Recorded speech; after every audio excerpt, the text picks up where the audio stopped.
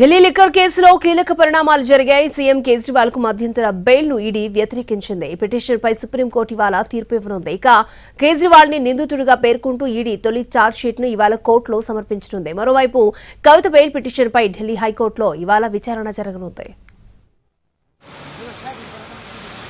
Delhi liquor కేసులో arrest అయి తీహార్ జైల్లో ఉన్న సీఎం అరవింద్ కేజ్రీవాల్ మధ్యంతర బెయిల్ని ఈడీ వ్యతిరేకించింది. సుప్రీంకోర్టులో అఫిడవిట్ను దాఖలు చేసింది. ఆయన ఎన్నికల ప్రచారం చేసే హక్కు ప్రాథమికమైనది కాదని స్పష్టం చేసింది.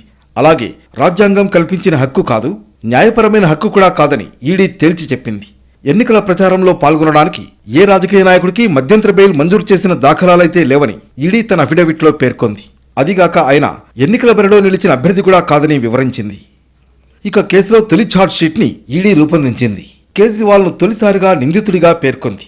ఈ ఛార్జ్షీట్ను ఈడీ ఇవాళ కోర్టులో సమర్పించబోతోంది. ఢిల్లీ లిక్కర్ కేసులో మరో కీలక పరిణామం జరిగింది.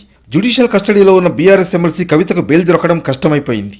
ఇప్పటికే ఈడీ ప్రత్యేక న్యాయస్థానం బెయిల్ పిటిషన్లను తిరస్కరించింది. ఆమెకు బెయిల్ ఇవ్వద్దన్న ఈడీ వాదనను పరిగణలోకి తీసుకుని నిరాకరించింది. ఈ క్రమంలోనే ఢిల్లీ హైకోర్టును కవిత ఆశ్రయించారు. ఈ పిటిషన్పై ఢిల్లీ హైకోర్టు ఇవాళ విచారణ జరపనుంది.